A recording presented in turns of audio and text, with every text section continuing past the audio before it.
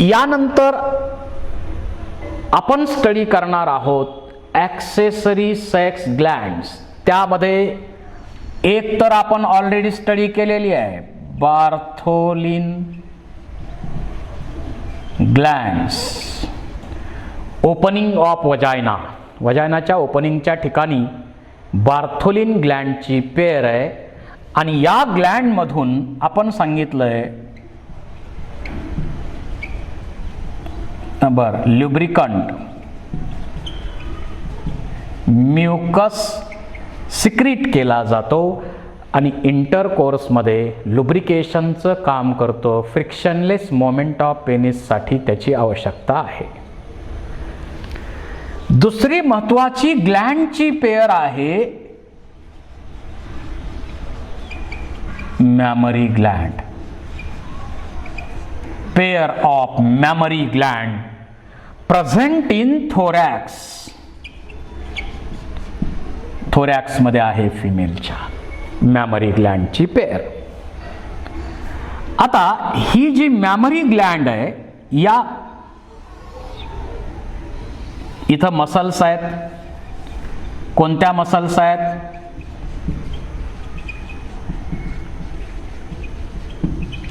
पेक्टोरॅलिस major muscles आहेत आणि सुरुवातीच्या पिरियडमध्ये त्या लहान बेबीमध्ये छोटीशी रेमेन्स असल्यासारखी मॅमरी ग्लँड दिसते. मेलमध्ये मॅमरी ग्लँड वेस्टिजियल आहे, नॉन फंक्शनल आहे, कारण आपल्या यंगवनला नरिश करण्याची जबाबदारी फिमेलची आहे. म्हणून they are functional in female. They are modified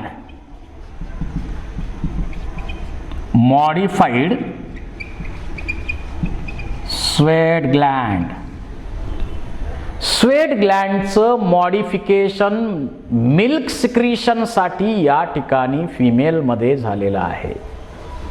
सुरुवातीला एकदम लहान आहे, पण नंतर प्युबर्टी पिरियडला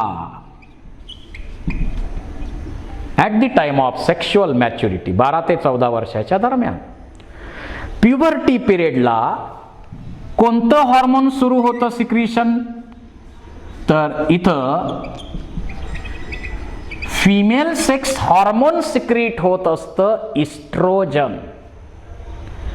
आणि प्युबर्टी पिरियडला ओव्हरीमधून म्हणजे ओव्हरीवर ऍक्ट होणार FSH-LH आणि ओव्हरी सिक्रीट करणार इस्ट्रोजन प्रोजेस्ट्रॉन. त्यातलं इस्ट्रोजन ज्याप्रमाणे मेलमध्ये अँड्रोजनचा रोल आहे, त्याप्रमाणे फिमेलमध्ये इस्ट्रोजनचा महत्वाचा रोल आहे. फिमेलमध्ये सेकंडरी सेक्शुअल कॅरेक्टर्स ज्या फिमेलच्या आहेत त्या मेंटेन करण्यासाठी महत्वाचं हार्मोन कोण आहे? तर इस्ट्रोजन आहे. फिमेलचा पेल्विक गर्डल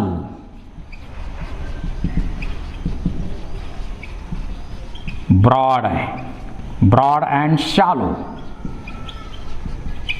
का? To bear a baby. Baby bear करायचं आहे प्रेग्नन्सीमध्ये, म्हणून पेल्विक गर्डल जे आहे, पेल्विक गर्डल ब्रॉड आहे. त्यानंतर सॉफ्ट व्हॉइस ही फिमेलची सेकंडरी सेक्शुअल कॅरेक्टर आहे. स्मूथ नाजूक आवाज ही फिमेलची सेकंडरी सेक्शुअल कॅरेक्टर आहे. आपला आवाज ही सुद्धा आपल्याला निसर्गानं दिलेली देणगी आहे. प्रत्येकाच्या आवाजामध्ये थोडा फरक आहे. लता मंगेशकरचा जो आवाज आहे, त्यांच्या आवाजाप्रमाणे त्यांच्या बहिणींचा आवाज आहे का? नाही. प्रत्येकाच्या आवाजामध्ये थोडा फरक आहे. लता मंगेशकर यांचा आवाज वेगळा आहे, आशा भोसले यांचा आवाज वेगळा आहे, बाकीच्या बहिणी असतील त्यांचा आवाज वेगळा आहे. प्रत्येकाच्या आवाजामध्ये थोडा फरक आहे. सॉफ्ट व्हॉइस त्याचबरोबर प्युबिक हेअर्स डेव्हलप होतात. प्युबिक हेअर्स डेव्हलप होतात फिमेलमध्ये. आणि development of breast,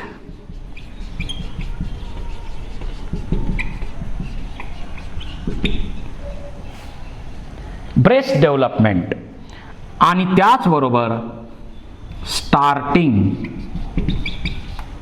of menstrual cycle. These are some secondary characters of female. Pelvic girdle broad आणि शालोवर होणं, त्यानंतर डेव्हलपमेंट ऑफ ब्रेस्ट आहे, सॉफ्ट व्हॉइस आहे, प्युबिक हेअर्स डेव्हलप होतात आणि मेन्स्ट्रुअल सायकलची प्रोसेस स्टार्ट होते. हे सर्व इस्ट्रोजनच्या सिक्रिशनमुळे घडलेलं आहे. ज्याप्रमाणे टेस्टोस्टेरॉनचा मेलमध्ये सेकंडरी सेक्शुअल कॅरेक्टर डेव्हलप करण्यामध्ये रोल आहे, इस्ट्रोजनचा फिमेलमध्ये सेकंडरी सेक्शुअल कॅरेक्टर डेव्हलप करण्यामध्ये पण महत्त्वाचा रोल आहे. आता इस्ट्रोजनचं सिक्रिशन झालं. आपल्याला महत्त्वाचा पार्ट इथं विचारात घ्यायचा आहे की इस्ट्रोजनचं सिक्रिशन सुरू झालं.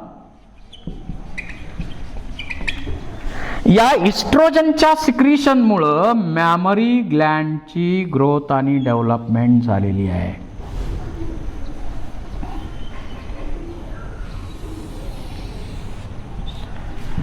So estrogen stimulate growth and development of mammary gland. Mammary ग्लँडची ग्रोथ आणि डेव्हलपमेंट कधी होते? प्युबर्टी पिरियडला होणार. ॲट द टाइम ऑफ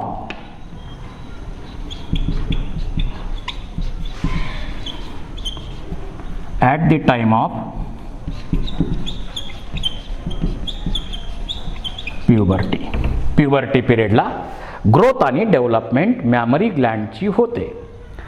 सगळे चेंजेस मॅमरी ग्लँड मधले आता मी इथं डिटेल तुम्हाला सांगणार आहे. याच्यामध्ये ॲडिपोज टिश्यू आहे,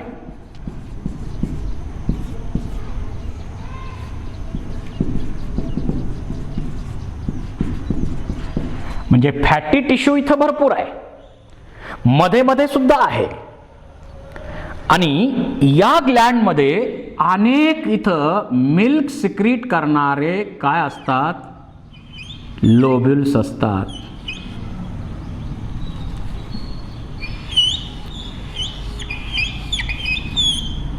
लोब्युल्स आहेत. इथं लोब्युल्स असतात, त्याला आपण मॅमरी लोब्युल्स म्हणतो. आणि हे 15 to 20 लोब्युल्स असतात. असे 15 ते 20 लोब्युल्स या ठिकाणी असतात. 15 ते 20 लोब्युल या मॅमरी ग्लँडमध्ये असतात. आणि प्रत्येक लोब्युलमध्ये each lobule contains alveoli, milk secreting cells आहेत.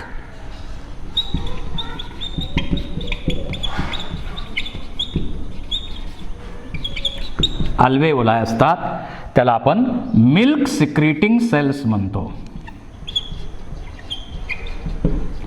मिल्क सिक्रीटिंग सेल्स आहेत इथं मोठ्या प्रमाणावर मॅमरी लोबमध्ये. प्रत्येक मॅमरी लोबमध्ये मिल्क सिक्रीटिंग सेल्स आहेत. आणि या अल्वेओलाय पासून अराइज होतात छोट्या छोट्या डक्ट, छोट्या छोट्या डक्ट्युल्स अराइज होतात. मॅमरी डक्ट्युल्स असतील त्या. आणि मॅमरी डक्ट्युल पुन्हा फ्यूज होणार आणि काय बनणार आहे? Memory duct, memory duct. अशा प्रकारे इथून छोटे छोटे डक्ट्युल्स अराइज होणार आहेत, डक्ट्युल्स अराइज होणार आहेत आणि ते जॉईन होऊन इथं काय बनतंय तर मॅमरी डक्ट बनतात, मॅमरी डक्ट बनतात. आणि या मॅमरी डक्ट पुढं आल्यानंतर, इथं पुढं आल्यानंतर याच्यापासून पुढं असं बल्ज्ड स्ट्रक्चर तयार होत आहे. हे जे बल्ज्ड स्ट्रक्चर या ठिकाणी तयार होत आहेत, या बल्ज्ड स्ट्रक्चर्सना आपण म्हणतो ॲम्प्युली.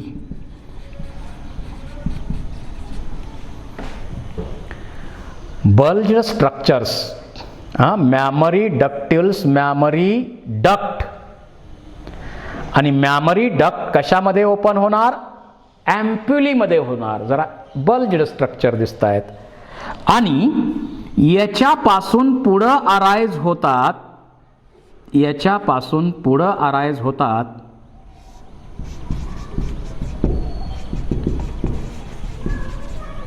लॅक्टिसिफेरस डक्ट्स. त्याच्या सायनसेस सुद्धा आहेत आणि या डक्ट ओपन होणार, या सगळ्या डक्ट ओपन होणार. या ठिकाणी त्या ओपन होत असतात, त्यांचे ओपनिंग इथं आहेत. इथं 15 ते 20 ओपनिंग्ज असतात. त्या ओपनिंगच्या साह्यानं या लॅटिसिफेरस डक्ट ज्या आहेत, सायनसेस आहेत, डक्ट आहेत, त्या शेवटी इथं ओपन होणार, या ठिकाणी ओपन होणार. याला आपण निपल म्हणतो, याला आपण निपल म्हणतो. आणि या निपलच्या बाजूला, या निपलच्या बाजूला डार्क पिगमेंटेड एरिया आहे.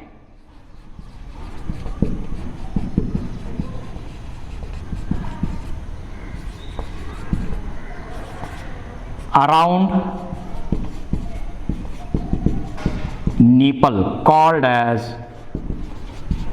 एरिओला. आणि या एरिओलामध्ये सिबॅसियस ग्लँड्स असतात. हा एरिओला आहे.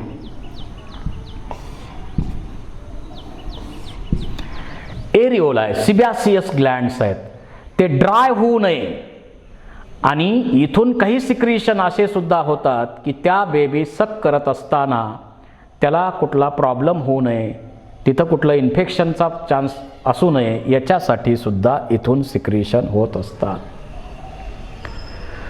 So mammary gland consist of much amount of adipose tissue. सगळीकडे असा ॲडिपोज टिश्यू आहे भरलेला याच्यामध्ये.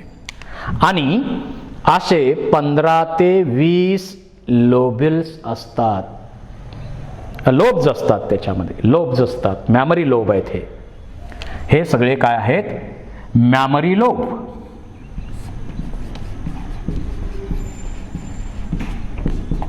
लोब आहेत. किती आहेत, 15 ते 20 लोब्स आहेत असे. या प्रत्येक लोब मध्ये अनेक काय आहेत, छोट्या छोट्या मिल्क सिक्रेटिंग ग्लँड्स आहेत, अल्वेओलाय.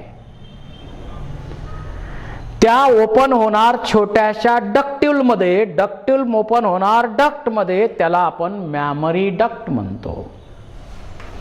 मॅमरी डक्ट ओपन होतात थोडेसे एनलार्ज झालेले, स्वेलिंग झालेल्या स्ट्रक्चर मध्ये, त्याला आपण ॲम्प्युला म्हणतो. ॲम्प्युली मध्ये ओपन होतात.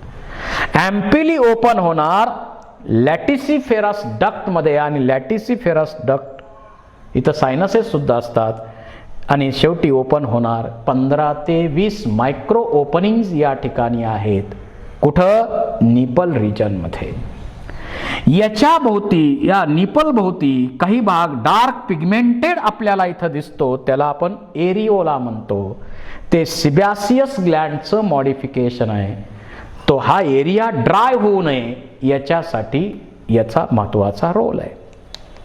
तर मॅमरी ग्लँडची डेव्हलपमेंट झाली. मॅमरी ग्लँड अशा प्रकारची आहे. आता या मॅमरी ग्लँडमध्ये बदल कसे कसे होतात, कोणकोणते हार्मोन ऍक्ट होतात, तोही भाग मी इथं क्लिअर करून देतो तुम्हाला. पहिलं, ग्रोथ अँड डेव्हलपमेंट.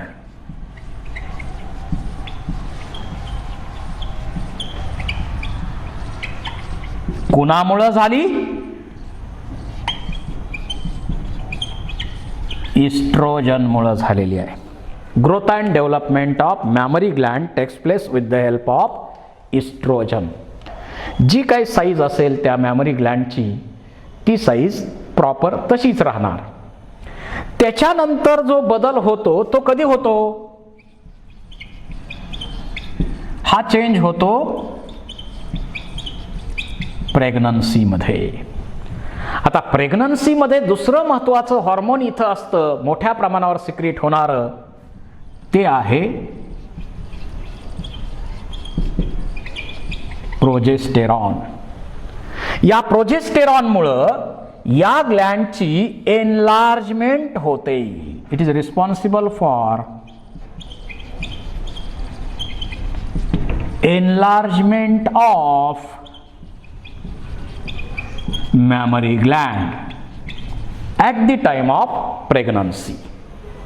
आणखी डेव्हलपमेंट त्याच्यामध्ये होत राहतात. त्याच्यानंतर बदल जो होतो, पहिला आता हे कुठं झालेला आहे? हे पहिला बदल झालेला आहे तो प्युबर्टी. सेकंड चेंज झाला आहे तो प्रेग्नन्सी. थर्ड चेंज जो होणार आहे आफ्टर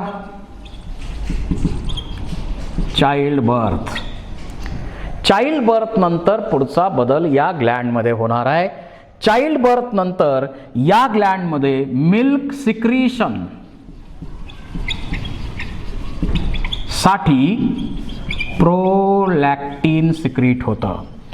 इथं प्रोलॅक्टिन सिक्रीट होणार आणि ते प्रोलॅक्टिन या अल्वेओलायवरती ऍक्ट होणार. अल्वेओलायच्या मदतीनं इथं मिल्क सिक्रीटिंग ग्लँड आहे ना ही, तर मिल्क सिक्रीशन होणार.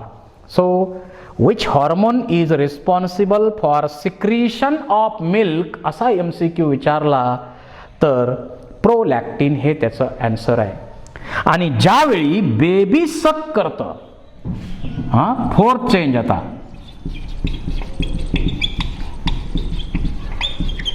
Sucking stimulus of from baby.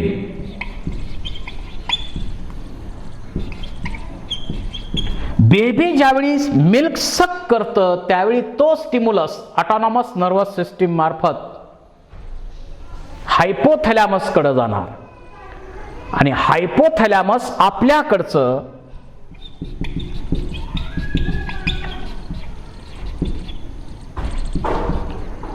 Oxytocin hormone secrete करतं. आणि ऑक्सिटोसिन इथं आल्यानंतर इथं मायो इपिथेलियल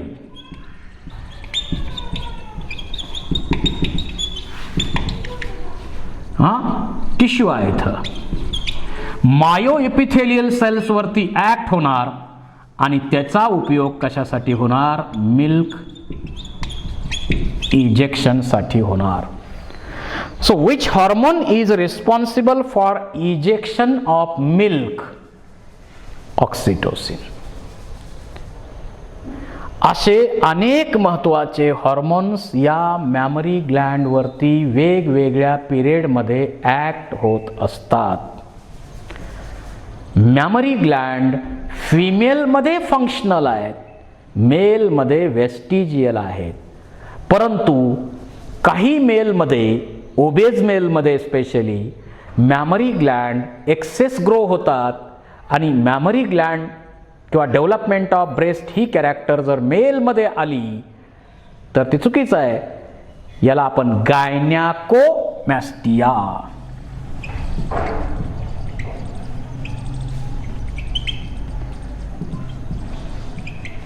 ही डिसऑर्डर होते. नंतर आपण सर्जरी करून ते रिमूव्ह करू शकतो.